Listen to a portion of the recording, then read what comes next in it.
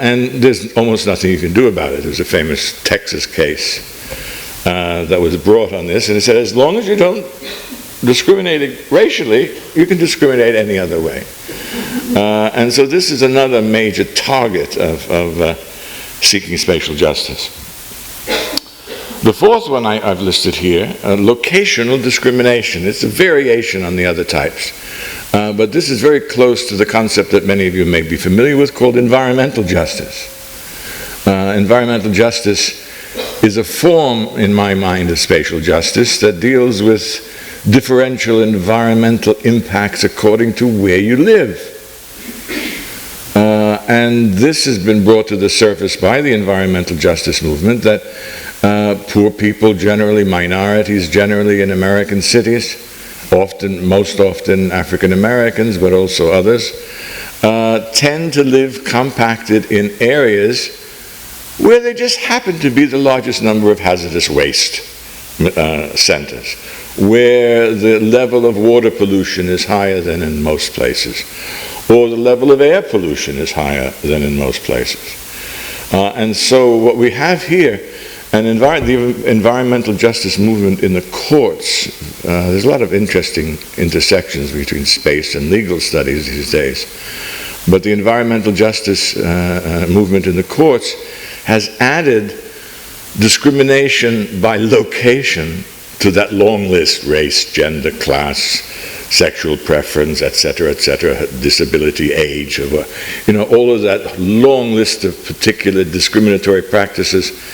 We finally get added a spatial variable there, depending on where you live, is going to shape the reception of just distributions and effects. Not just from the environment, but of course from other decisions being made.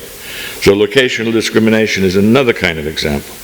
I got carried away with sort of just trying to think. I did the other night, sitting, trying to go to sleep, thinking about examples to illustrate it, because I don't talk about, don't quite talk about it in this way, in a systematic listing way like this in the book.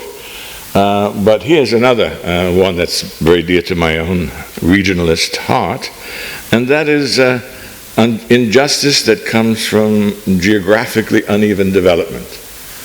This can be done on different neighborhoods and areas of a city, or more often in different regions of a country. That some regions are going to be very advanced in their levels of development and other regions very much behind. This is also true of north-south, first world, third world relations as well, at a global scale. So there's a kind of global scale of spatial injustice that has to do with maldistributions of wealth and of opportunities and of income and so on. And it works also at a national scale, and it works also at a metropolitan scale. Now, this is where there's a lot of interesting theory going on, that geographic uneven development is almost inevitable. So some degree of inequality is always going to exist.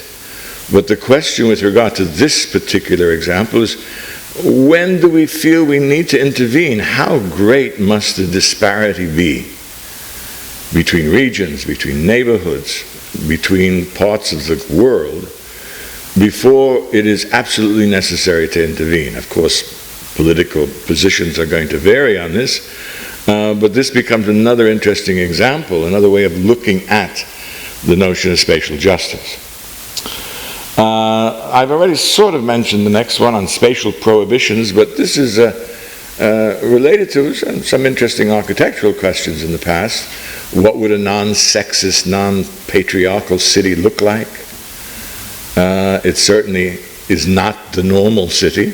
The normal city is built and shaped by male interests for male purposes on the whole. And this means that there's a kind of injustice that takes place with regard to gender. And it has to do with race, of course, and so on, with almost any other location, any other kind of key variable. And this becomes, in part, can be translated into a kind of question of design, recognizing that when you put your pen to paper to do designs, even for buildings or certainly for larger scale clusters of buildings in urban design, that what you're doing is not politically innocent, that there's something built into the design process that is shaping space in particular ways. And it can be shaping space in ways that promote the advantage of one person type or group over another. I'm not saying you should be thinking of every single possibility of discriminatory practices when you're designing, because you'll never design, you'll be paralyzed. But at the other side, don't go to the point where you think that there's nothing, no implications of your design for these larger kinds of issues. Okay, straightforwardly maintaining public space. This is something that some who see spatial justice put at the focus. And of course, part of this is being stimulated today by the Arab Spring and the power that has come from public spaces like Tahrir Square and other public spaces in the Occupy movement, for example, that guaranteeing or trying to keep public space functioning as public space against enormous, increasing, intensely forms of privatization is also a form of struggling for spatial justice. Displacement of the poor by gentrification is sometimes too much the focus of the right to the city movement, that it becomes focused entirely on gentrification, because gentrification typically has this impact on displacing poor people out of the gentrified areas. And then I just left as a question mark, are gated communities fundamentally unjust spatially? And if so, what policy should we have towards gated communities? I don't have a very easy and clear answer for that. I just raise it as another part of thinking spatially about justice, equality, and fairness. Now, this is as important as anything I'm saying tonight. In order to really appreciate and understand what I mean by seeking spatial justice, it's necessary to have a particular way of thinking about space that is not widely adopted. Architecture is clearly one of the spatial disciplines, but its spatial thinking has certain qualities that don't fit what I'm talking about here. There's some richness in architecture, but much of it sees space only as material form. Right? And what I'm saying here is that we need a new spatial consciousness to understand and activate, if you want, the concept of spatial justice. And I try to do this in four key theses or steps or whatever, observations, to illustrate this different way of thinking about space. And it starts with something that seems so obvious today, but was a kind of radically new idea when it first came out from the pen of one of my favorite figures, Henri Lefebvre. By the way, he's very active in Montreal as well. And the notion is that the spaces that we're talking about, the spatiality we're talking about, is socially produced. It's not a given form, a material form only. And I don't want to say it's not, space doesn't have a material form. Of course it has a material form. But when we're talking about spatial justice, we're talking about socially produced space. Created, made human geographies. We make our geographies, our human geographies. And one of the first steps in this kind of thinking is to recognize that we make these geographies, these forms, we design them. An architect should be able to grasp that very easily, that urban space is socially produced, national spaces are socially produced, the global economy is socially produced, collectively produced. The right to the city idea that Lefebvre also initiated was based on the idea that our spaces were being socially produced by dominant forces that we don't have any control over. that the city was being shaped by forces beyond the control or even access of large portions of the population. And the right to the city was an attempt to mobilize populations to participate in a much greater and deeper way in this social production of space. So the first one is absolutely necessary to begin, and it has all kinds of repercussions as well, and it's a kind of Lefebvrean idea in many ways. The second one is a little more from Foucault, right? And that is to recognize that the geographies that we produce can be unjust and oppressive. The urban spaces we produce can do bad things to us, right? So this social production of space process is very politically charged. It can produce terrible things. It can increase domination, it can control people, it can people's lives, it can increase exploitation, misery, poverty, everything. And this was a major realization from Foucault. And it's an integral part of the first step, all right? Socially produced space. If you start saying, well, we make our geographies, but we often make them in ways that can have negative consequences, that can build in what one philosopher called structures of advantage and disadvantage into geographies. Structures that sort of maintain themselves and reproduce themselves by reproducing injustice, inequalities, unfair, unjust geographies. And so this is the second step in this new kind of consciousness. The third step is also vitally related to these two.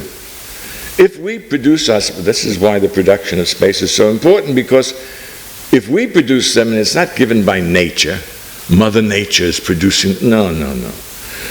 God is not giving us these spaces, nor is it just some sort of neutral event that the earth gives us. We produce these spaces. We've been producing urban spaces for 12,000 years.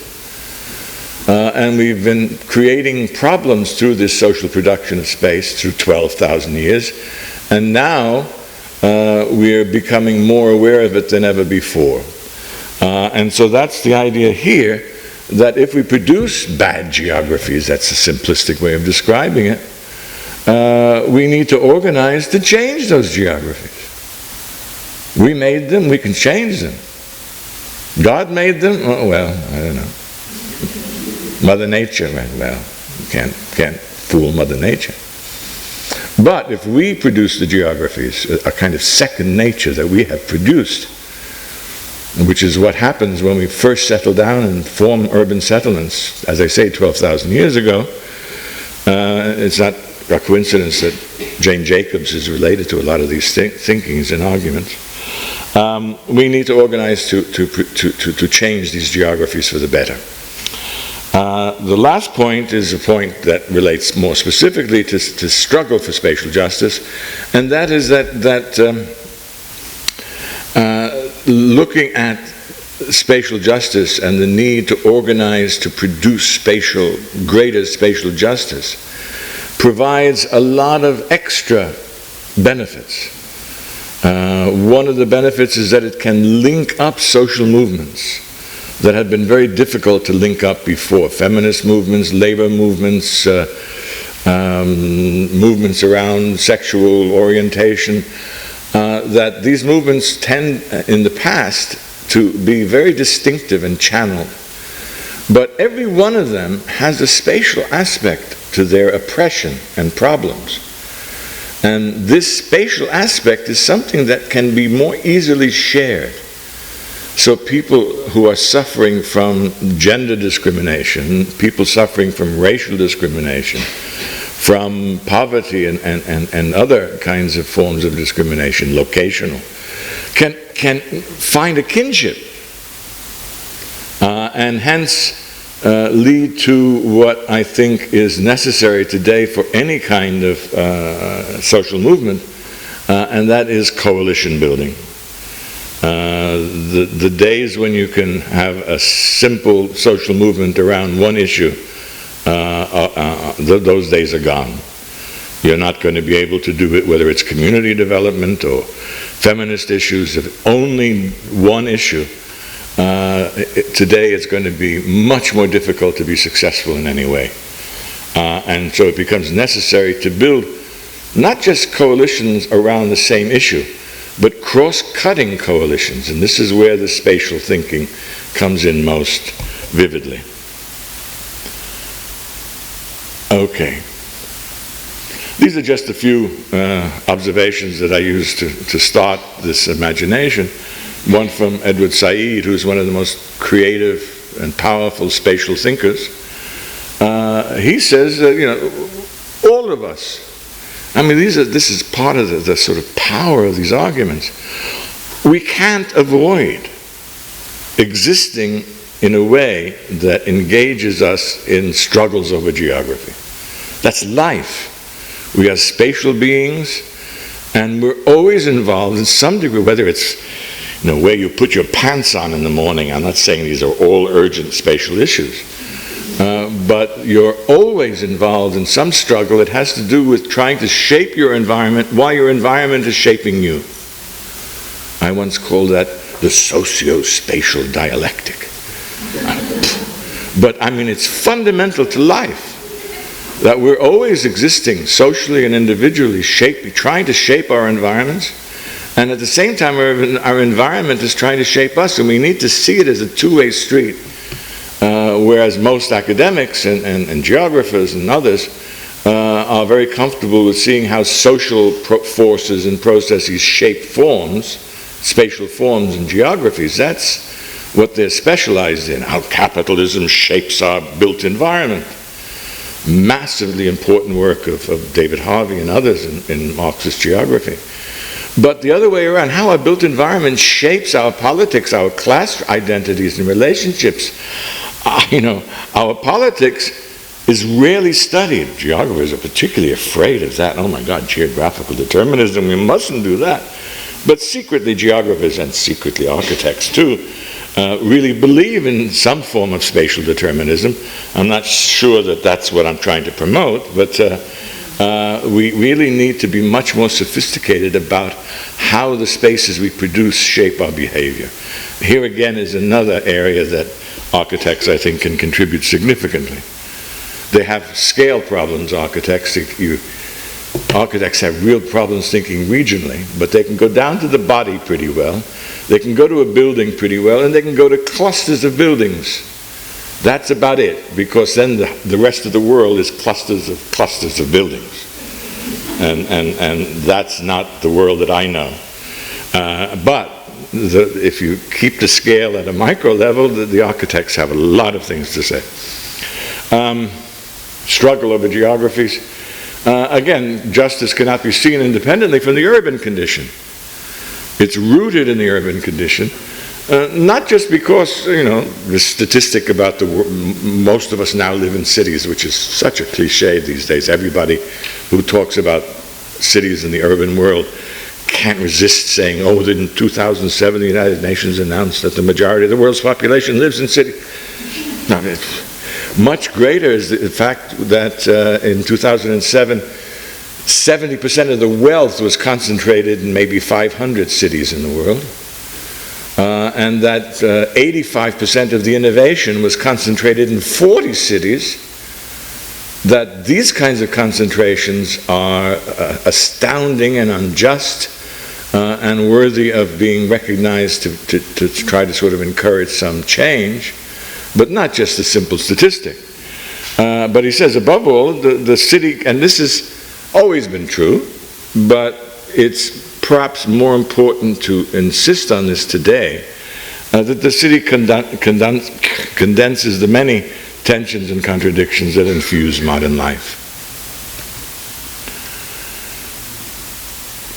Here are my starting points for almost all of the work I do as a kind of assertive, critical spatial thinker, and that is, whatever your interests are, architecture, butterflies, it doesn't matter. Whatever your interests are, they can probably be significantly advanced by adopting a critical spatial perspective. You're going to find it sort of leading to new insights that you may not have been thinking about before. And then in particular, spatial thinking can not only enrich our understanding of almost any subject, and here was again the basis for shifting attention from just theory into the translation of theory into practice. It has the added potential to extend our practical knowledge into more effective actions aimed at changing the world for the better.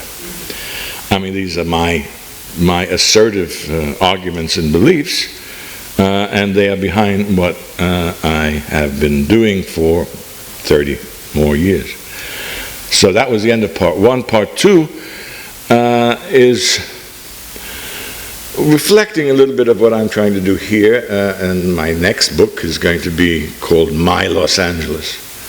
And it's a kind of treatment of all of the work that I've been doing over the last 30 years on Los Angeles, bringing it up to date with seeking spatial justice and some other kinds of arguments. And again, you know, I've always been uncomfortable talking too much about Los Angeles because people get very offended by it. You know, what was it? One of the film, I think, I forget the name, was Will Smith and The End of the World. What so was it? But the film allegedly, when it had New York City being destroyed, the audience was quite calm and serious. But when Los Angeles was being destroyed, there were cheers in the audience. I'm not sure if this is true, but that's what the story goes. And because it's hard to talk about, but sometimes Los Angeles asserts itself so powerfully that you can't avoid recognizing it and trying to learn from it. And this starts with number one here, that seeking spatial justice through labor community coalition building has probably advanced further in Los Angeles than any other major U.S. metropolitan area. And this includes the right to the city movement, maybe not so much number one in the Occupy movement, but certainly up there in ways that are rarely recognized. And in terms of labor community coalition building, to do innovative things with spatial strategies, you know, that's my subset, if you will, Los Angeles has been extraordinary and has a base that it's achieved that is not really there in most other cities in the United States. I reserve this. I don't say Canada, I don't say North America. I know enough about Montreal to realize that I can't say that without doubt. So I need to know a lot more about Montreal before I can do that comparison. But certainly, just for our purposes here, that I think people in Montreal, no matter how advanced these are in Montreal, I think can learn something interesting from LA. Now, I'm going to go over this quickly now. Why this is true, why did this happen in LA? Well, part of it is because the restructuring process has been so dramatic. The change over the last 30 years has been enormous in LA. I mean, it's almost impossible to grasp how much LA has become a completely different kind of place over the last 30 or 40 years. But one of the features of what's been happening is a deepening of fundamental inequalities and injustice. So in a way, the geography of LA is more unjust than the geography of most other cities. So it's not surprising, perhaps, that social movements attempting to address inequality have emerged most thickly in LA. I also argue that the riots in 1992, which were not just simple race riots, but were very complicated global events, now called the justice riots, by the way, not a coincidence. The first day of the riots were in the streets were people carrying banners saying, "No justice, no peace." And this was the kind of real theme of what was happening, much more than, although it certainly was a kind of race riot as well, a racially motivated riot, but it was well more than this, cutting across all kinds of lines of class and gender and race and ethnicity and so on.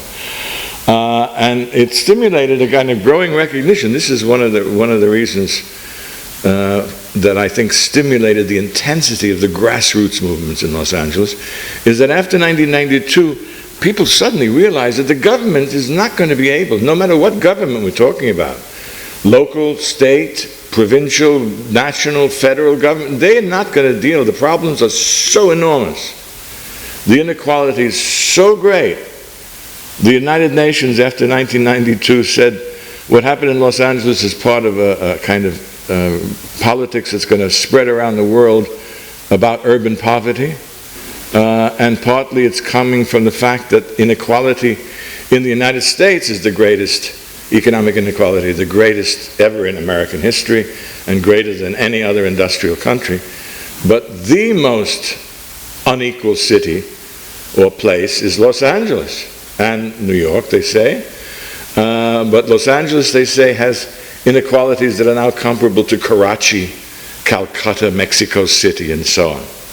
And so in some ways, it's not surprising that this happened. Another factor in this was that there was a kind of political dampening that came from this realization. A lot of very progressive people on the left, were accustomed to fighting the state and demanding more from the state.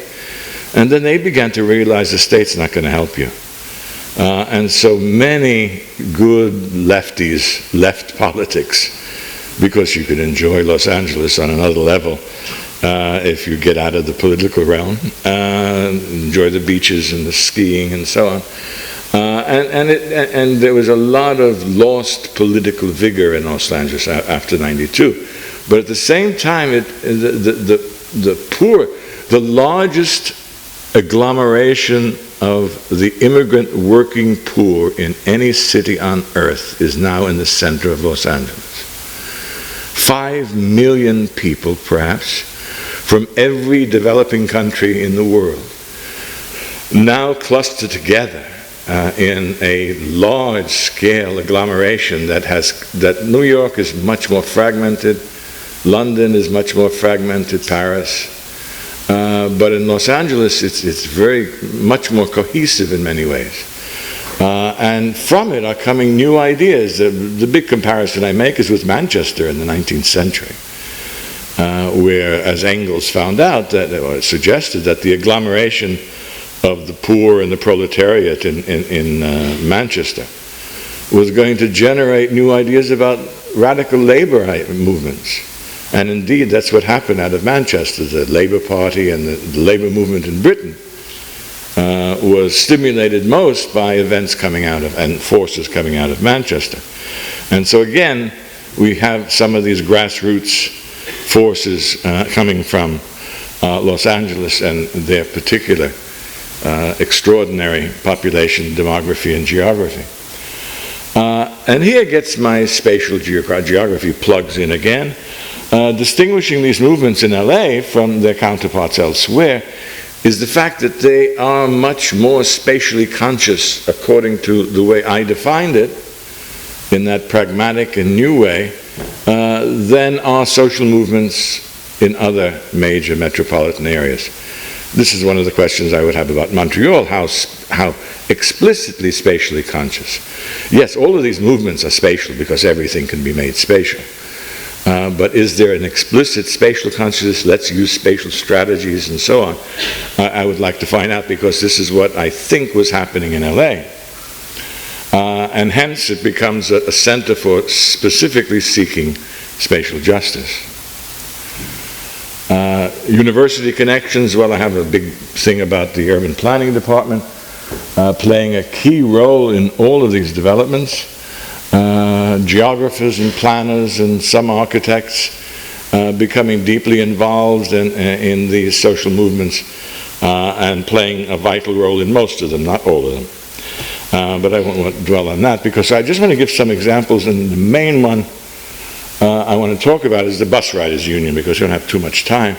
But these are the three major ones that are now lapping over into a kind of strengthened Occupy movement as well, which is I'm trying to study, but I didn't write about in the book, of course, because it was happening afterwards. But I want to take some time with the Bus Riders Union. The Bus Riders Union was an organization coming out of a very remarkable and unusually radical organizing center called the Labor Community Strategy Center, run by a couple. He is one of the major labor leaders in the past for the automobile union, fought against the closure of the automobile plants in LA, and has been a major organizing anti-racial figure, anti-racist figure in the United States. And his wife is an architect, a critical architect. And so you can see an architectural spatial mentality inculcated into the whole Bus Riders Union. Now, the Bus Riders Union was an organization of what the strategy center called the transit-dependent population. It was a brilliant spin, a brilliant term. The population in Los Angeles, which is probably getting on to 1 million people, who were so poor that they could not afford to run a car with the insurance and everything, and so they had to depend entirely on public transit. The only alternative to the struggle I'm going to talk about, they say, was to give them all free cars. That was one serious solution that was suggested. But instead, what happened is that they brought the Metropolitan Transit Authority to court. The MTA was in the midst of a massive $30 billion fixed rail project, and the idiots at the MTA decided to raise the fares of buses. This meant that this million poor people, the transit-dependent population, were going to suffer from the rail building. And so they went to court and sued the Metropolitan Transit Authority on a civil rights case, claiming discriminatory practices by overemphasizing the rail versus the bus system. And basically made the argument that there was an injustice built in to not just the differential investment between rail and bus, but into the very nature of the proposed rail system, which was a very traditional rail system going from the center of Los Angeles outward to the suburbs and like spokes of a wheel, which had almost no benefit to the core poor population who have multi-locational jobs. They need to go Monday here, Tuesday here, and go around in very complicated paths in their employment. And the idea of just one line that goes out to Beverly Hills and Glendale and the Valley or whatever is not going to help them very much. So it was not just a lawsuit based upon investment discrimination, which, by the way, has great depth in all of the emphasis on automobiles. Lion's share of all investment has always gone to automobile rather than rail and public transit. But that was another story. So they sued and they won the case. Now, this is completely against the hardline left Marxist interpretations that David Harvey, that the normal workings of an urban system always lead to the redistribution of real income from the poor to the rich. Yeah, 95% of the time that probably happens. Public policy decisions and so on. Not only public policy, but shopping centers decisions and groceries, where to locate and so on. All of those spatial things I talked about would tend to benefit the wealthy, like Westmount got to address what was a very democratic regional process going on in Montreal, to sort of break it open again to their favor. Why did this? Well, that's another story. But this is part of the process, and they forced the MTA to put bus system improvements at the top of their list and budget. They had as part of the agreement, the court order, They had to buy a large number of environment-friendly buses. Los Angeles now has the largest environmental-friendly bus system in the United States. They had to deal with scheduling and crime at bus stops, investing massive amounts of money in research and action on these things. Los Angeles now has developed a kind of switching system that every other American city is copying, a kind of innovative idea. And indeed, billions of dollars, not the 30 billion, but billions of dollars have shifted from a rail plan that would have helped the poor, but would have helped the rich much more, to a bus plan that helps the rich a little bit, but helps the poor much more. A very unusual event, also for its magnitude in terms of the amount of money involved. We're talking billions for buses is the theme of a book that the organizer is writing now. But this is, it opened up a precedent that would be, I guess, revolutionary in the United States. If it was possible to allow the bus riders union case, or the Labor Community Strategy Center versus the Metropolitan Transit Authority of Los Angeles, if that case's precedent could have expanded to other places, just think what could have happened. Every plan made in every city would have to be subjected to a spatial justice test. Does this plan discriminate against the needs of the poor in favor of a group that doesn't have that immediate need? And if it does, throw it out. Now, that could have really created absolute chaos in every bit of the planning process. You want to close down hospitals? We can show you that this is deeply unjust for poor people, because the ones you're closing are most accessible to the poor. The ones you're leaving open are comfortable for the wealthy. They don't need it. So your geography is unjust, the geography of your plan. And you can do this for decisions on education, on transit, on housing, on everything. Well, if it weren't for the Gulf-Iraq War, I'm sure the Bush presidency would have crushed this earlier. But it took a few years until 2001, when our dear, dear Supreme Court, in its usual 5-4 ultra-conservative decision, in a case that they, I'm sure, made up. It was a Mexican in Alabama who decided that he should be taking his Department of Motor Vehicle test in Spanish, and that it was discriminatory not to give it to him in Spanish. This went to the Supreme Court and just invited the Supreme Court to just crush the bus riders union case. And this is what they did in a decision called Sandoval versus State of Alabama or something. And not only it was Scalia as the major spokesperson, who was the most evil of all of them,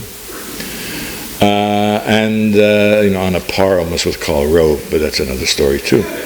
But what he said was how the Supreme Court literally stopped the civil rights movement. The first statement was, well, you can't do this unless you can show the public authorities intended to discriminate. That is, for the civil rights movement, you had to prove that governments and so on, the courts, said, oh, let's get those black people and prove that before you can prove discrimination. So that was enough. That could almost shut the bus riders union case. But then Scalia was very happy to go on further and made an announcement from the Supreme Court that the organizing world today is only beginning to realize the impact of, and this was back to 2001. He said, no independent private organization or authority or individual can sue any government agency on discrepancy and discriminatory practices, period. No one can sue any government agency on discriminatory practices. This was what the Supreme Court said in 2001. And as you can imagine, that certainly crushed the bus riders union spread. In 2006, which was a 10-year agreement, 2006, the agreement went out of effect. And since then, the MTA has viciously been destroying the bus system, trying to destroy what was also building up as the best bus system in the United States. They've cut out something close to 900,000, something like that, 9,000 miles of bus routes. They're increasing prices.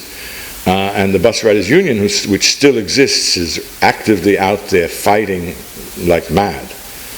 Right now, in fact, this week, there's a major demonstration going on because the federal government did a special survey of the MTA and of transit in Los Angeles and came out saying that they violate in many, many vicious ways all civil rights. I mean, terrible discriminatory practices, the worst they've seen in the United States.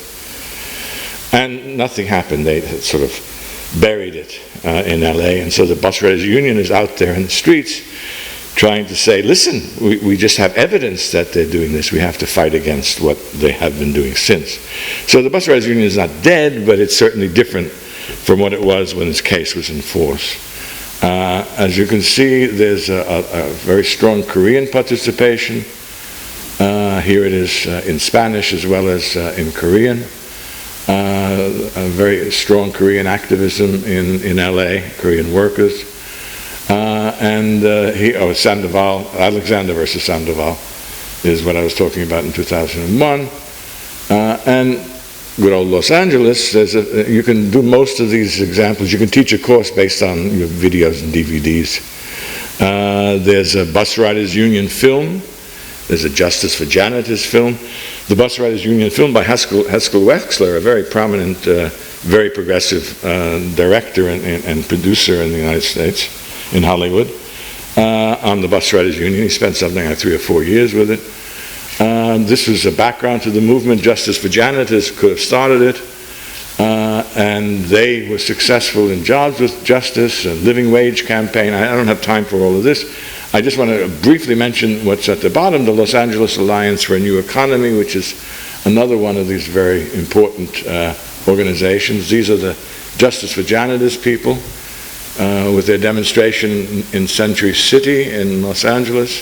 Very strategic demonstration, knowing when to provoke the police to violence so that it'll be on the evening news. And they could sue the city successfully, which is what they did.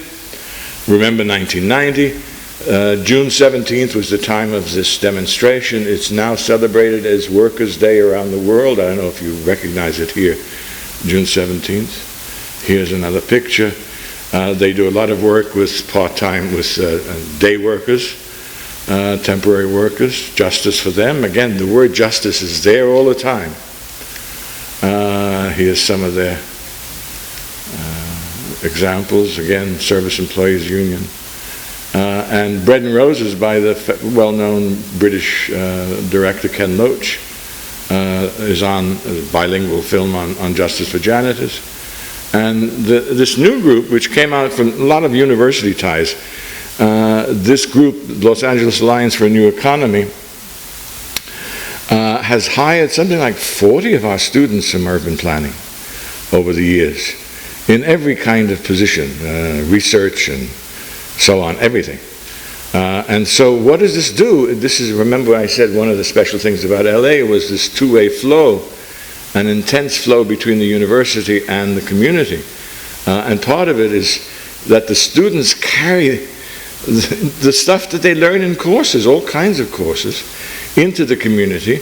And we have a community scholars program which brings leaders from the community into our department to take any course that they want.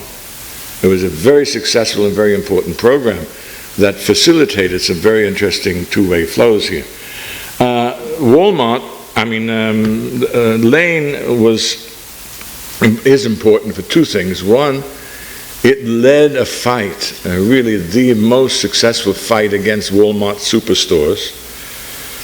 I'm sure many of you are aware of these kind of struggles, but how they did it through, again, like the Justice for Janitors movement, which was begun because researchers in urban planning went out and showed that janitors were getting lower pay in Los Angeles than janitors in New York and Chicago and downtown San Francisco. And this spurred the movement. What happened with the anti-Walmart campaign is they discovered something really wonderful and wild. And that was the reason why Walmart can charge low prices is that they pay their workers so little that the workers can only survive by going on welfare and food stamps. And so they discovered that the amount of savings that you would get from the low prices at Walmart was less than the taxes spent for the welfare of the workers that Walmart hired. And so there was also a film here called, yes, The High Cost of Low Prices, another DVD. But the other thing that is also happening from Lane is something called community benefits agreements. I don't know if you know about business district things in the US, organizations fostering business and investment. This is one of the few fostering neighborhoods. In LA, and there are about 80 projects of this, lots of projects already. In LA, any developer who would like to invest in whatever, Universal City, big buildings, big shopping centers, would not be stopped, but they would be forced into what is called development with justice. That they are legally required to negotiate with local, and they're called local coalitions, to obtain an agreement for spending money to improve social benefits in the area in return for smoothing the licensing and other processes going on for the developer. So it's not stop development, but forcing a kind of concern development, a kind of more just development. And this is being spread throughout the United States. It's more successful in LA because of the foundations it's building on. So I gave this lecture at Harvard, at GSD actually, and one of the organizers in Boston came up and said these community benefit agreements really don't work in Boston. And I said, why? He said, because the developers, we don't have those local coalitions, and so the developers go out and pay some people to form a local coalition, and then negotiate with their puppets, and nothing happens. But in LA, that won't happen. Okay, so that's the end. The last one is the Right to City Alliance, which, unlike what David Harvey says in his new book, didn't start really first in Atlanta. It started in LA, with attention being given to Lefebvre, which he says didn't happen. It did happen. And it's been now growing all over the US, and I'm not sure if there are alliances that spread into Canada now. I know there's a right to the city movement in Montreal. And it's, to me, the carrying forward of the whole idea of seeking spatial justice. Here's just a bit of background. One of the things that came out of this is something called community-based regionalism. It's another form of coalition building I just worthwhile mentioning, because I'm very much ending this now. And I'm saying, is there a link to the Occupy movement, Montreal connections, question mark? I've just been told about the red box graffiti because I'm doing an analysis of how graffiti artists are interacting with the Occupy movement in Los Angeles. And so there's a lot for me to learn about Montreal. And so summarizing, these are just the arguments I've been making. Justice and justice are infused into the multi-scalar geographies from the body to the global economy. Social justice and injustice are concretized in space, in unjust geographies. And these unjust geographies can be changed through social action and political action.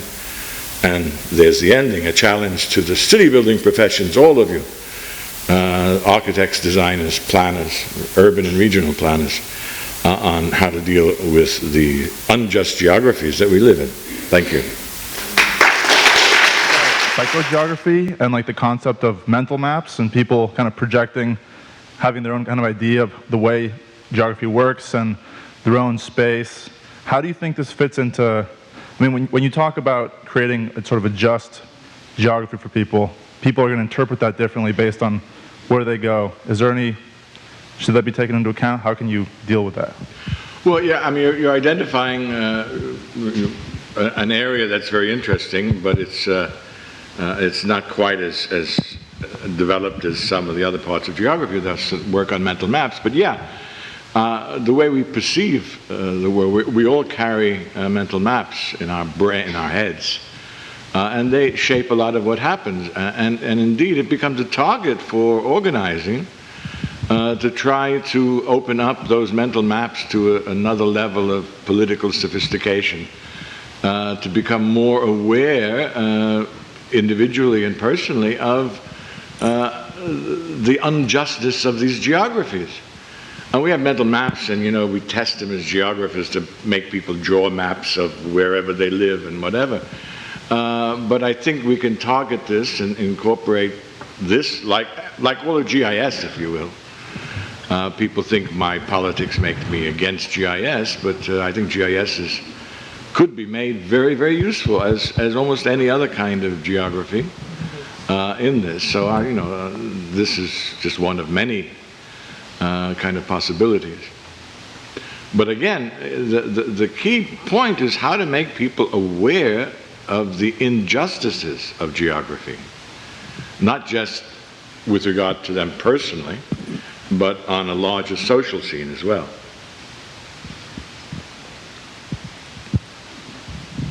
Hi, thanks. What do you think about things like the city repair project in Portland? The city of? The city repair project. It's shutting down intersections to make community spaces. And I don't know very much about what the Portland situation. I have a little bias about the Portland situation, sort of bragging about its regional planning and governance, but it's probably as much of a sprawling suburbia as anywhere else. But yeah, I think the core of Portland is a place with some very innovative ideas. I don't think they've explicitly attached themselves to either the environmental justice or certainly the spatial justice kind of right to the city movement. I may be wrong, maybe they have, but I don't know enough about it to sort of do anything other than say that it doesn't surprise me that Portland is generating some interesting ideas.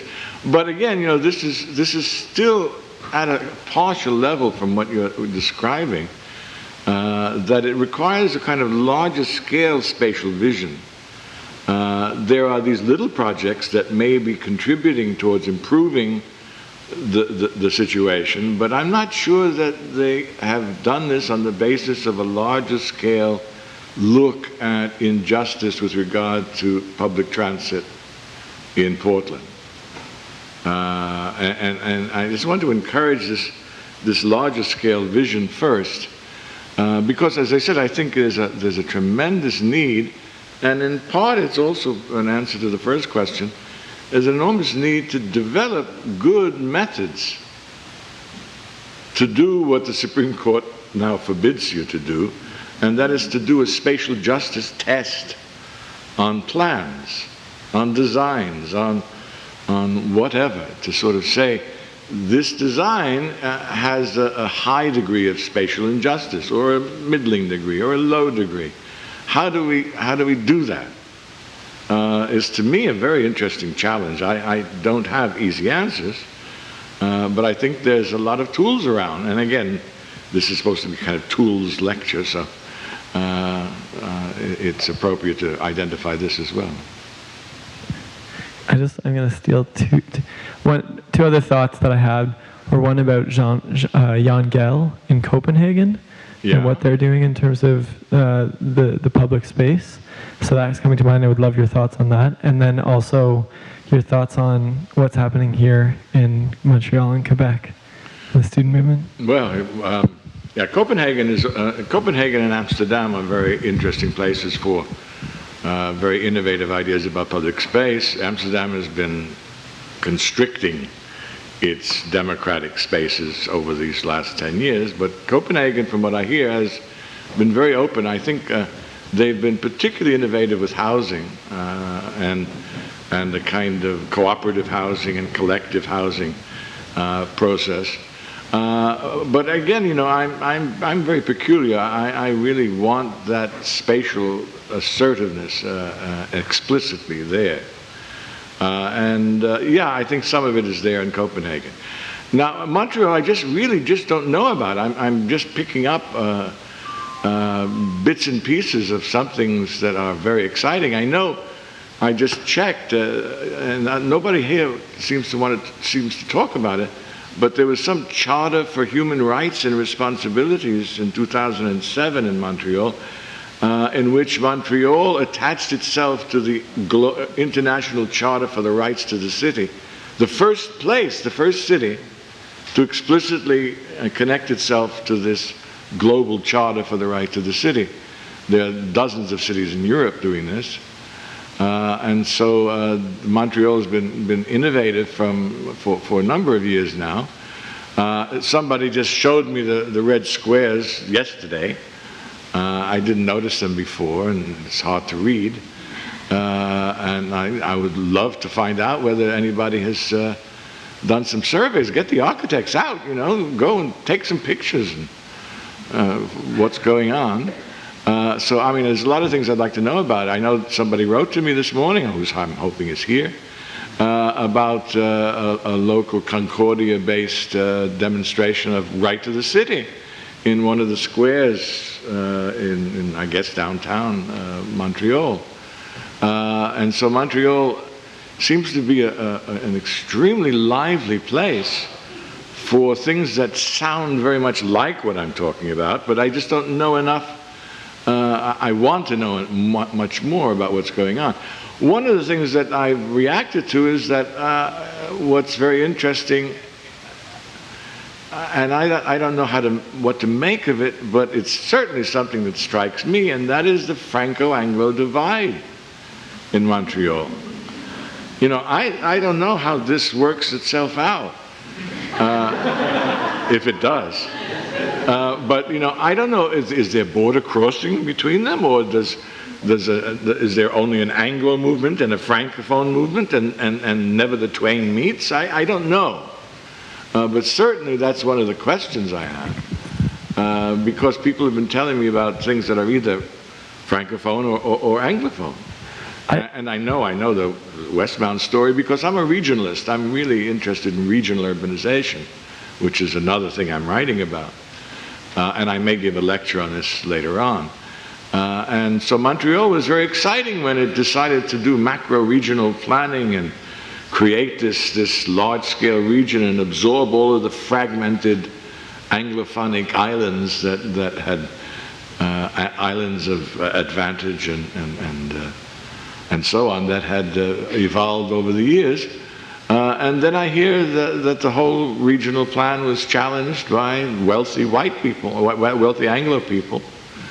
And I don't know what's happened to it. It sounds like it just gave up on some of its most interesting ambitions. Right? So I want to also know more about what's happening with regionalism in Montreal, because again, regional issues are very important even for what I was talking about here.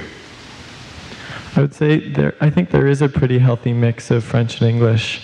There is a interlap and exchange. I'm perfectly bilingual, and a lot of organizations there's a crossover. I think that the language divide is evolving quite a bit, or shrinking or blending. And Westmount's not just Anglophone. Hey, thank you. Yeah, no, thank you. Thank you. Okay, here I am. I was wondering, I was sort of going to ask whose justice we're talking about and whose advantages, because presumably the moment, you know, say someone is being discriminated by a certain system, be it the transportational system in LA, we could assume that there's also people who, for whom there's advantage generated in that discrimination. And then, so the question is, within what framework can we develop a moral and ethical understanding of how we determine this understanding of justice and what it means in that situation and whose justice we're fighting for, etc. So how do we then tie these thoughts to practice? Like, where do we have these conversations? What are the forums in which we can have these conversations, and how can we tie those conversations to what's happening in practice? Well, at one level, there's an easy answer that there are clearly oppressed minorities that have a premium with regard to the social movements that I'm talking about, and that the injustices are concentrated there, and the struggle needs to be around, the classical division by wealth and poverty in the city, that the wealthy get their way with urban policy and urban decision making more than the poor, and that in some cases we have a desperate situation. These transit-dependent population. That's why that's so important, because you answer who, it's the transit-dependent population that was the relevant group in the bus riders union. But before I get to that, staying with that easy part, there's a really difficult part, answer to your question, that is very much related to the Occupy politics and attitudes, in that they're trying to achieve a kind of leaderlessness, acephalous anarchist kind of openness, because they don't want to be controlled by any kind of outside authority. This is related to the absence of singular kinds of projects and visions. It prevents me from calling what they do spatial, because I don't know, they might not even want it. But what was interesting in LA, again, related to Occupy, LA is usually ignored in sort of the new studies on the Occupy movement that are going on, although it was the longest lasting, the only one in which the police started bringing food to the occupying people, and the only one in which the city council unanimously voted to support the Occupy movement. But when the city council announced that it was in complete support of the Occupy movement and wanted all banks that do business with the city of Los Angeles to show this responsibility that the Occupy people were fighting for, the leaders of well, not leaders, I can't call them leaders, lots of members of the Occupy area, people, came out and said, this city council, they're just rich people. We don't want their money. We don't want their leadership. They rejected this support by the city council, as they rejected union support, as they rejected any kind of outside support that threatened to challenge their, I guess there's a wonderful word that they use which seems very spatial to me, horizontality. And this horizontality makes the question of whose justice and who benefits and so on really complicated. And so I'm trying to navigate this situation where it's very straightforward who benefits and who becomes the basis for the struggle, into a situation which is sort of has ripped this open into a kind of complexity that I don't yet know how to deal with. It's very interesting, but it seems to be going in directions that I don't know how to interpret. So I don't. It's still a good question, but partly there's a very easy answer. You know who you're fighting for, and in terms of justice, the more difficult question is how bad injustices do they have to be before you mobilize to fight them, and how do you define that becomes also related to your question. But that's as good an answer as I can give, I think.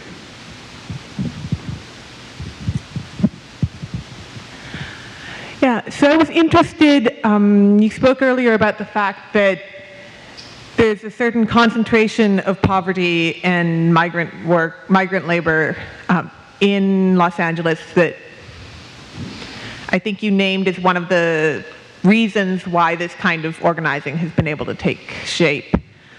And I'm wondering, what role specifically Latin American migrants have played in that, and to what extent you see ties between what's emerged in Los Angeles and the sort of... Did you say Latin American? Yeah, I'm thinking about a more present, more current history of collective struggle in Mexico. We see what's happening with the elections now, and to what extent that sort of culture or history of collective resistance has informed the way in which migrant laborers have been able to claim these rights that the sort of traditional American union system has kind of given up on. Yeah, the Latin American connection is very, very complicated and very interesting. Not just the Mexican. The justice riots in LA, for example, the Mexican-American barrio was very quiet. Almost no participation, no struggles, no looting, no arson, no anything. No demonstrations. Most of the demonstrations took place in the main Central American area, Nicaraguan, Salvadorean, people with national traditions of radical mobilization. And that's what is a powerful force from Latin America, the Central American countries in particular. The other connection that comes to my mind, again, partly because it's regional and it relates to the media and the whole social networking, is Chiapas. And the Chiapas movement, which is a radical movement, because there's the Mexico City and most of the Mexican core there's no real stimulating political force that's coming into LA or coming out of LA into Mexico, in part because everything is blocked by the drug problems on the border. The maquiladoras used to be an organizing focus, but given what's happening with the drug lords, it's difficult to get back to that as an organizing focus. So Mexican and American kinds of relations are not playing a very big role in this. And if anything, they're playing a sort of slightly conservative role. The mayor, there were very high expectations for a mayor who was brought up in labor unions and so on, labor community organizations and labor struggles in Villaraigosa. He's been a very conservative mayor. And totally ignores the bus riders union and talks about railways to the sea and all kinds of other dreams. So it's very complicated. I don't know what's also happening with ties into Venezuela and Bolivia and other, Argentina and other developments. There are not that many happening in LA. It's mainly the Central American connection is a vital one. And they were very involved in '92. They've been involved in almost everything.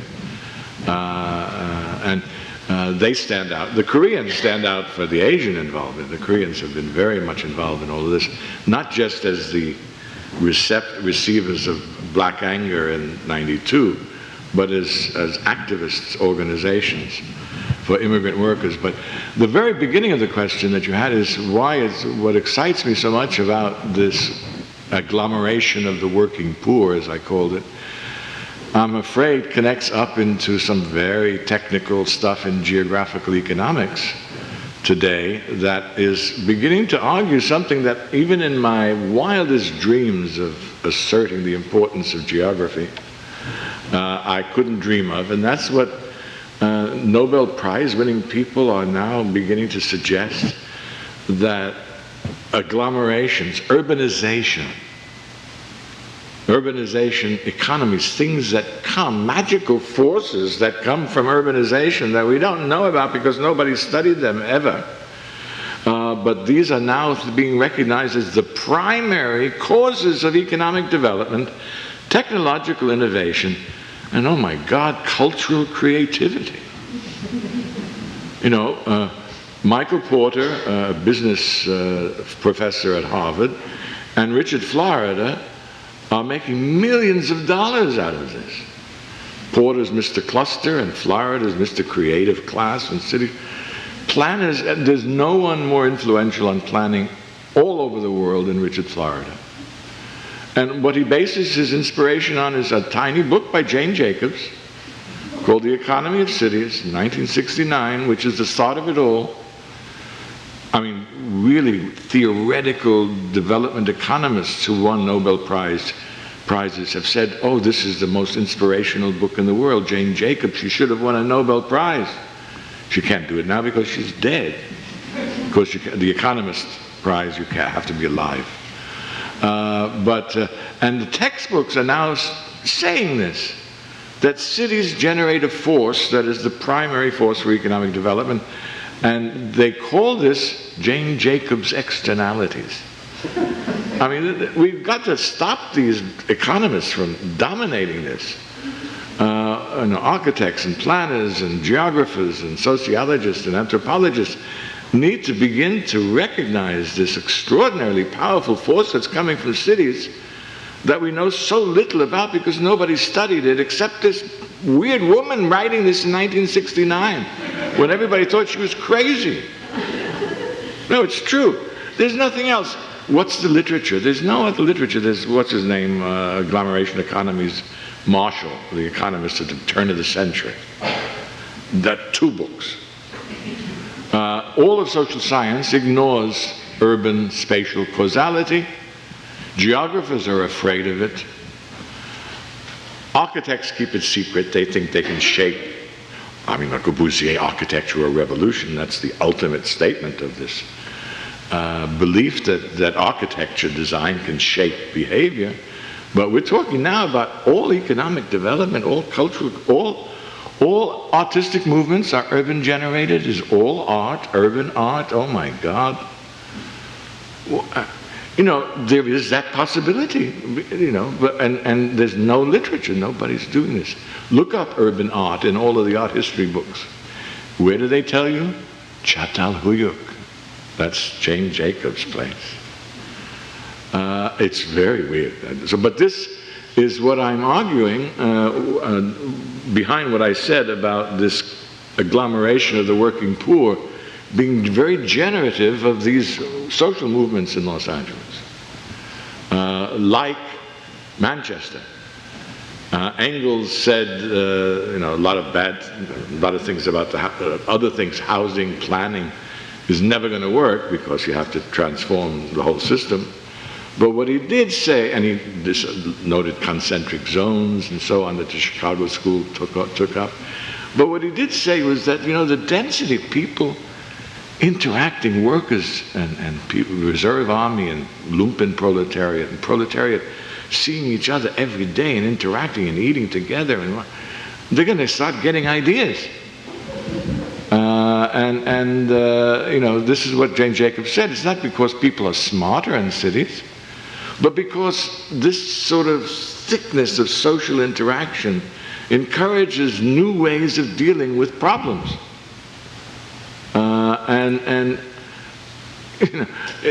I want to say this, and I do say it. I do make this claim, but there's almost no basis. There's no scientific or objective or analytical work on this. This is one of the greatest frontiers in the world, and I'm so excited in my old age about the geography stuff, but nobody else seems to be excited. Very few geographers seem to be excited. But there's so much there, and it's so fascinating. Art being creativity coming from people face-to-face contacts in cities.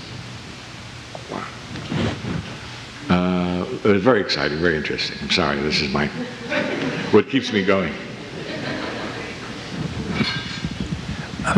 2 things. One, an invitation, and the second thing, a question. I work as a community organizer in a neighborhood in Montreal, which has a long history of fighting for housing, questions around space, questions of memory in the neighborhood, questions of identity. So perhaps after I can give you my card and maybe you can come for a visit. It's not that far from here. It's about 15 minutes. I think you get a good sense of Montreal and some of the history and the present issues. Anyway, we'll talk about that. My question is, why are you reticent to consider gated communities as an example of spatial injustice? And when I think of gated communities, I also think of them in terms as a project that's in construction just a few streets from here on St. Catherine, which is a 450-unit condominium project. And their advertisement puts the emphasis on certain amenities like spas, pools, terraces, gymnasiums, sauna, which obviously, and they're going to be, that's going to be not just gated, it's going to be guarded facilities, which cuts it off obviously from the others on the street. And the area in which it's being built is an area which is being quickly, it's been going on for 30 years, but it's accelerating in terms of its gentrification and the marginalization of a lot of populations. So I'm curious as to why you hesitate to think of gated communities or that kind of condominium project as examples of spatial injustice. Oh, you're asking why I even question? Why you hesitate? Yeah, why you put question marks?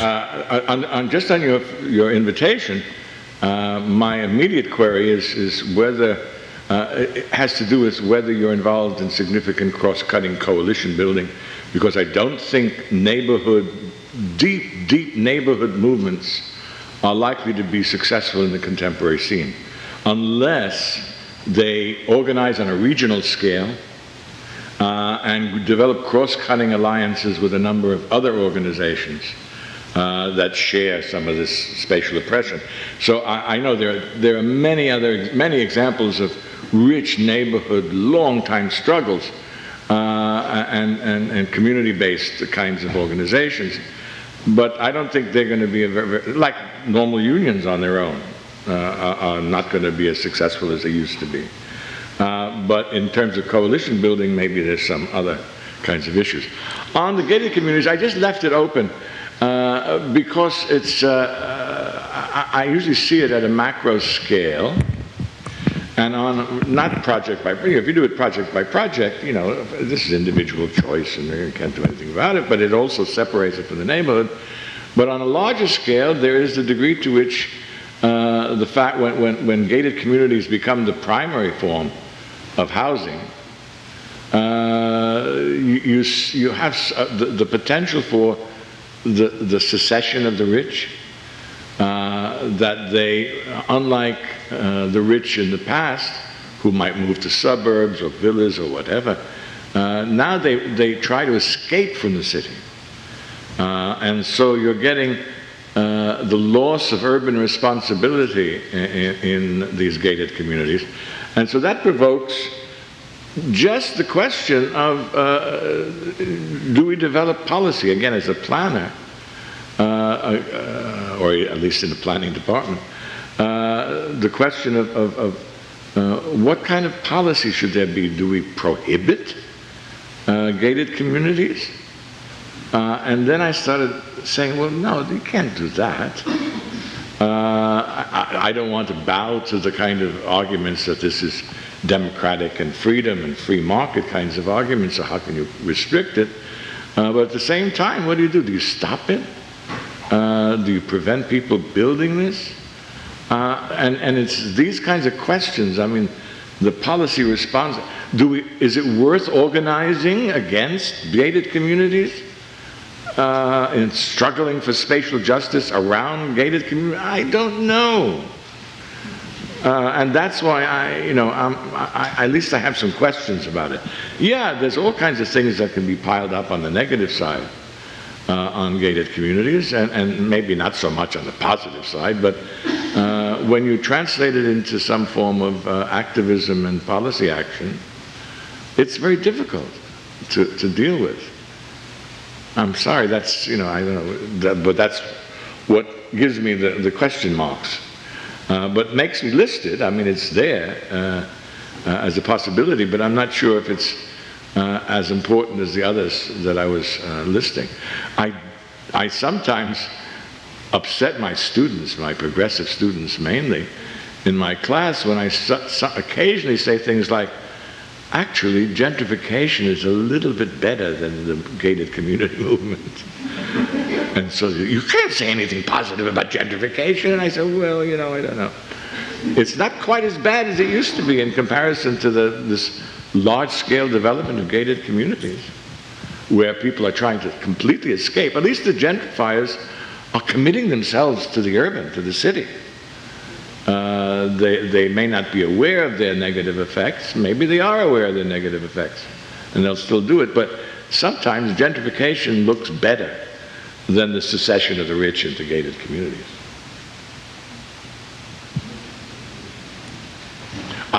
Don't say Soja said gentrification is good, please.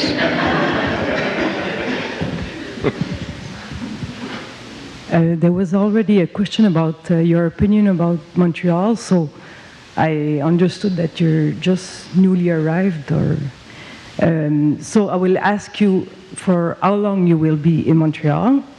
And secondly, briefly, maybe if you can tell us about your methodology. How will you learn more, or how will you integrate this into your thinking, the situation that Montreal is living right now? And if I may, I suggest to you maybe you go in the eastern part of the city, because the cleavage, the division or cleavage you noticed exists, and a different movement is happening. There are, sometimes the movement is linked, but sometimes separate. So I think it could be interesting for you to, maybe you have, but yeah. But I would like to know more about your methodology, or well, first the first question. I'm going to be here for another 5 weeks, so I'll be here until August 10th or something like that. And what your comment and a number of other comments are suggesting is that I need some sort of guru, somebody who can look at this larger variety of things, because there does seem to be so many things happening in Montreal that maybe 6 weeks is not enough. But I'm not going to be able to or want to spend all my time doing that. How does it fit in? Well, I'm finishing off this book on Los Angeles with a chapter on seeking spatial justice, but it's mainly on Los Angeles. But it's part of another project that I'm writing with a former student who's now got his doctorate, and has been one of the leading graffiti artists in LA, and he did his dissertation on the graffiti murals movement. And so we're trying to write a piece on some of the right to the city and occupy movements, LA, but more than LA, and how graffiti intersects. Graffiti artists have intersected, because in LA it's become extremely close, rich. The graffiti artists have done all of the logos and all of the Occupy stuff, and they're fantastically beautiful. We're not allowed to say that they're so beautiful, but they are quite beautiful pictures that they've done. And I'm also writing, ask how it fits in, I have in mind, and this may be something I can do here as well, a book that starts with a project that I did called Painting Los Angeles.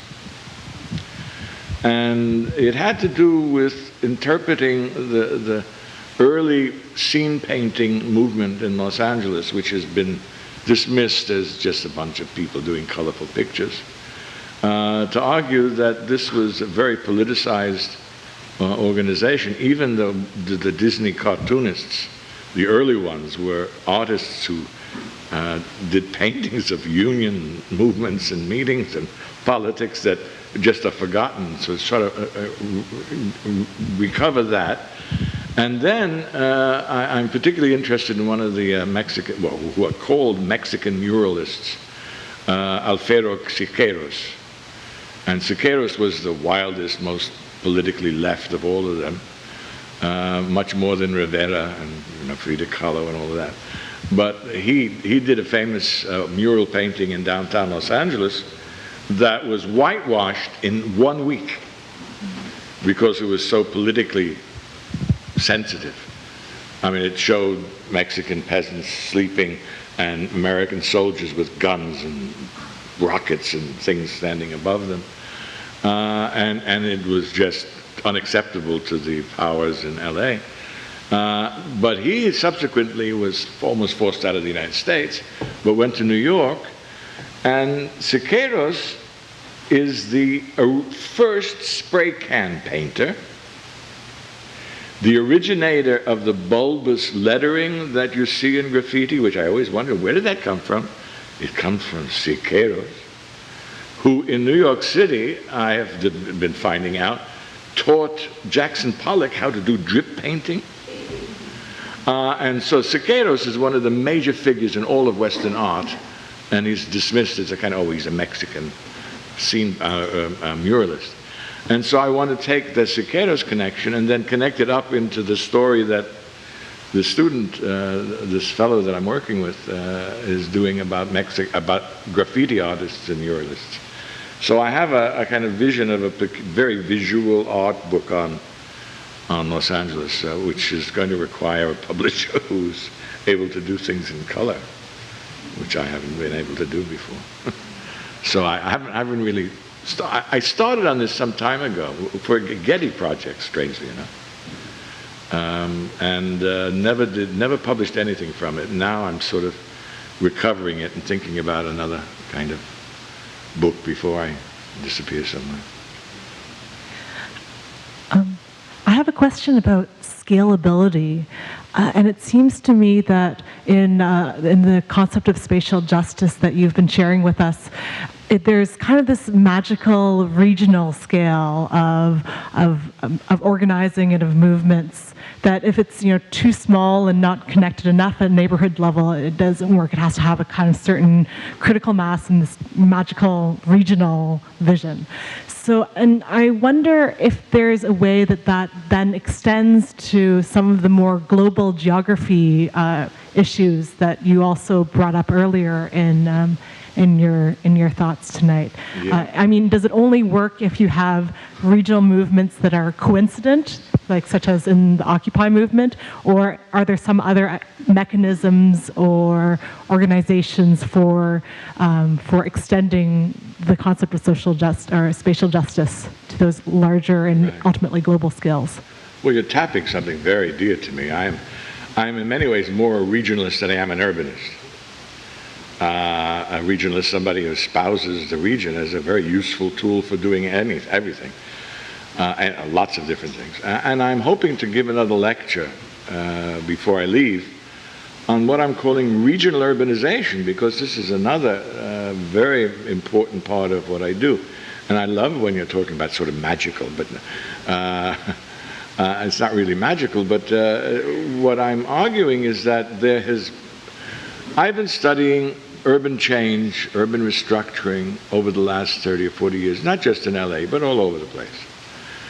And I think what's been happening is much more than just piecemeal changes and accumulated changes, but a radical, epical species change in the very nature of the urbanization process. That we have in our minds something called a metropolitan model of the city. First of all, this metropolitan model isn't always there. It evolves in the late 19th century and dominates the 20th century and dominates all of our talks about modernity and all of the modern metropolis. But what I'm saying is that modern metropolis, what was its features? It usually had one big urban core that was dense and exciting and criminal and crime and artistic and all of that, heterogeneous culturally, migrants coming in and out and so on. It's exciting. And then there was a break and there was sprawling suburbia. Two worlds, a dualism in the metropolis. An urban world and a literature that talked about cities, and a suburban world with a totally different literature about suburbanism as a way of life. That's the model that we have in our mind, and we're assuming, oh my God, that's going to forever. That all we're seeing is little changes, or maybe big changes, in a little bit about that metropolitan model. You know, edge cities, outer cities, boombergs, post-suburb. These are 1,000 words of people sort of saying, oh my God, this is changing entirely. And I'm arguing that it is changing. And a new model is emerging, and it's called regional urbanization. It's not just, it happens to be a region, but it's a regional urbanization that's marking the end of the metropolis era, the opening of a new era in the 20th century of regional cities, city regions. That's what we're going to be talking about. We're not going to be talking about metropolitan areas, Greater Montreal. No, it's going to be the city region or the regional city. That's going to be on our vocabulary for the next 50 years. And it's got a different dynamic. It's erasing the difference between urban and suburban. It's making that difference almost non-existent anymore. We can't tell the difference. Maybe you can do it here still. In Los Angeles in particular, you can't tell the difference between what's suburban and what's urban. It was difficult before, but now it's even worse. You know, people who do comparative studies of metropolitan areas in the United States, they shouldn't be doing this anymore, because they don't know what do they do for Los Angeles. What they typically do is take the city of Los Angeles, half of which is still classically suburban, the San Fernando Valley, much of it, and they take the city of Los Angeles, that's 4 million people, the rest of the county of Los Angeles, 6 million, 7 million more, 85 municipalities, that's suburban. Los Angeles has, my latest estimate, 40 cities of 100,000 or more clustered around it. Are these suburbs? Is Long Beach 500,000 people? That's a suburb? Santa Ana, Anaheim, 300, are these suburbs? What? We don't know what they are. In much of Orange County, there are places where there are more jobs than bedrooms. What's this? And so the regional urbanization argument is really and that's why, and it really relates more closely in some ways to architectural thinking and urban design, that it's sort of saying that there's a sea change going on. It's not just a kind of accumulation of change, but a switch in the very model of what a city is like. And this new regional model has other kinds of features to it. It's flattening out. The old density decline was very sharp and then low density sprawl. If you look at the density of urbanized regions in the United States, you discover what's the densest urban region in the United States? Los Angeles. Los Angeles is denser than New York or Chicago or the Bay Area or Washington or whatever, because Los Angeles has a peak in the middle with, it lost 1.5 million domestic blacks and whites and got 5 million migrants. So the center is dense, packed, and the suburbs have become cities. So the density gradient, instead of this, is like this in LA. And this is something, again, studying LA made it even more vivid than many other places, but I think something like this is happening everywhere. Washington, D.C., Maryland and Virginia around the District of Columbia are now becoming urbanized. They're not suburban anymore. Baltimore is a kind of urban outlier of Washington. The Bay Area is a kind of structure of different cities. Polycentric, networked urbanism is what's happening. The Europeans are advanced already, the EU, and doing major studies of governance problems and polycentric city regions, city region governments and city region planning, new kinds of spatial planning going on in Europe. But the American urban establishment, North American urban establishment, hasn't recognized it. So yeah, the regions are very special for me, and I'm because of a lot of radical changes that have been taking place, promoting a regional kind of urbanization. The urban and the regional are meshing together in ways they never meshed together before. You could separate them 30, 40 years ago. Today they've like converged together. And the other thing you were asking about connection to the global, there's been a kind of unleashing of urbanization that happens with regional urbanization. So regional urbanization now explodes beyond the old hinterlands. These networks are growing larger and larger and larger and larger. The city region of Shanghai, I once asked, the government of China has put a new organization to deal with the city region of Shanghai, which is the lower Yangtze. I said, how many people here? 75 million people live in the city region of Shanghai. 60 million in the lower Pearl River Delta. 110 million in the two major centers in Honshu in Japan. What is this? And you know, of all people, Richard Florida in a Newsweek article is now doing something he's calling megalopolitan regions that are sort of continental scale regions. So Asia now, he says, there's a kind of Pan-Asian monster urban region, mega region. That's the word, being mega city region, but mega regions. The whole vocabulary is changing to capture this. And in Asia, it's 600 million people. In Europe, it's 300 million. In the United States, it's around 250 million. These giant continental urban cores that, you know, regional urbanization is going everywhere. The whole world is becoming urbanized. I've been writing about this. It's not just the cities that are becoming globalized. The globe is becoming urbanized.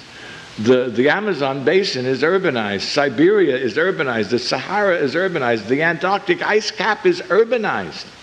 It's not that it has big cities with skyscrapers. That's not what I'm talking about. But it has the features of urban control, culture, spreading over it. It has increasing settlement that is shaping what's happening locally. Even if there's small settlements, not necessarily. Well, the Amazon, I've got a student now who's doing major work on Manaus and Belém. They're becoming million cities. They just discovered that, oh, I'm sorry, you opened up a very interesting area, but they just discovered in the upper Amazon that there was traditionally, pre-Columbian, cities in the rainforest. You know, everybody says you can't have cities in the rainforest. The soils are so bad. You can't do agriculture. Well, you know, one of my colleagues actually was a physical biogeographer, and she was also arguing that she discovered that what they did in these ancient urban areas was to use charcoal and mix the fired charcoal into the soil, the dead soil, and sort of livened the soil and made it relatively possible to grow crops.